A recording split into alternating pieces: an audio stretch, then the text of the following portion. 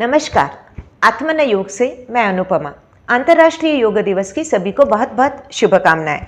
योग दिवस के अवसर पर योग का सही अर्थ और उसका महत्व बताने हेतु मैं ये वीडियो बना रही हूँ। योग क्या है, योग का सही अर्थ क्या है। कुछ आसन और प्राणायाम का अभ्यास कर लिया तो हमने योग का अभ्यास कर लिया, इस तरह बहुतों की सोच होती है। लेकिन योग सिर्फ आसन प्राणायाम प्रणाली न होते हुए जीवन जीने की एक कला है, एक लाइफस्टाइल है।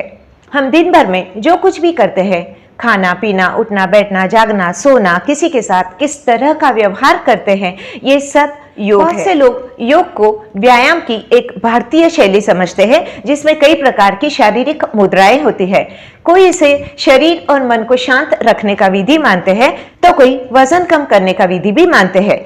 कोई इसे चिकित्सा पद्धति के रूप में देखते हैं जो कि बीमारियां दूर करने में सहायक होती है। योग के संदर्भ में ये सभी दृष्टिकोण कई हद तक सही है, किंतु इस प्राचीन विज्ञान का क्षेत्र इन सब से कई अधिक व्यापक है। वो कैसे, हम देखते हैं। योग ये शब्द संस्कृत भाषा के यूज ये धातु से बना है जिसका अर्थ है जोड़ना, एकत्रित आना, मिलन होना, दो चीजों का मेल होना। कौन सी दो चीजें? शरीर और मन का मिलन। शास्त्र के हिसाब से देखें तो जीवात्मा और परमात्मा का मिलन। योग शास्त्र भारत में जन्मा हुआ, भारत को मिली हुई एक अद्भुत मूल्यवान ऐसी एक देन है, ऋषि मुनियों की धरोहर है। अनेक संत महात्मा ऋषि मुनियों का इसमें बहुत बड़ा योगदान है। हजारों वर्ष पहले मनुष्य जाति के विकास के लिए, शरीर मन और आत्मा की शुद्धि के लिए इस शास्त्र का निर्माण किया गया। आज की इस भागदौड़ भरी जीवन शैली में विज्ञान की प्रगति की वजह से मनुष्य सभी सुख सुविधाओं से परिपूर्ण है, किंतु इसी के साथ दुख, चिंता, तनाव भी गंभीर रूप लेता नजर आता है। इस स्थिति में एक ही दिशा और आशा सामने नजर आती है, वो है योग शास्त्र की दिशा। व्यायाम के और भी कई प्रकार है, लेकिन वो सब शारीरिक तौर पर है। मन का उसके अंदर कहीं पे भी कोई संबंध नहीं है।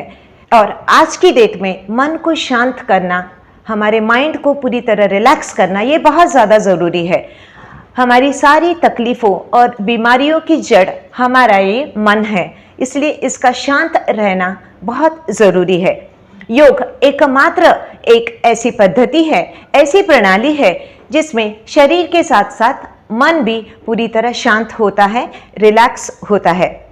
हमारा मन बहुत ज़्यादा चंचल होता है, कहीं कोई अच्छी चीज़ दिखी उसके पीछे भागने लगता है, ये उसका स्वभाव ही है।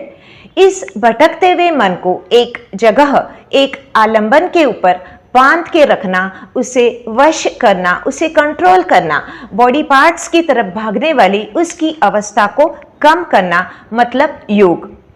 अपने ही अंतरंग से नाता जोड़ना, शरीर मन और इंद्रियों के नियंत्रण के द्वारा आध्यात्मिक उत्कृष्टता प्राप्त करना।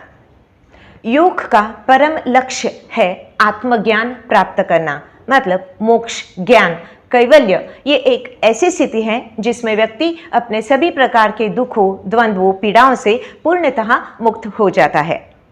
योग की अनेक ग्रंथों में अनेकों प्रकार से व्याख्याएं की गई है। महर्षि पतंजलि के हिसाब से योगश्चित्त वृत्ति निरोधः, मतलब चित्त के वृत्ति का निरोध करना, अपने अंदर के दृष्टा को स्थित करना, मतलब योग।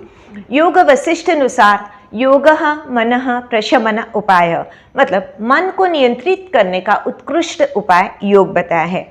वेदों में स्व स्वरूपे समासन्नता, स्व में स्थित होना, अपने आप में स्थित होना, मतलब योग।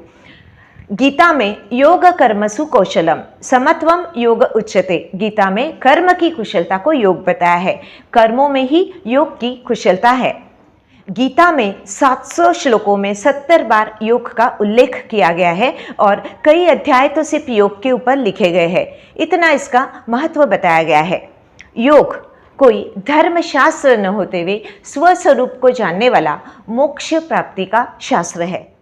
इस तरह योग का सही अर्थ जानते हुए, उसका महत्व समझते हुए आप योग का अभ्यास शुरू करें। अपना लाइफस्टाइल, खान पान सही रखें और अपने आप को स्वस्थ बनाए रखें। धन्यवाद।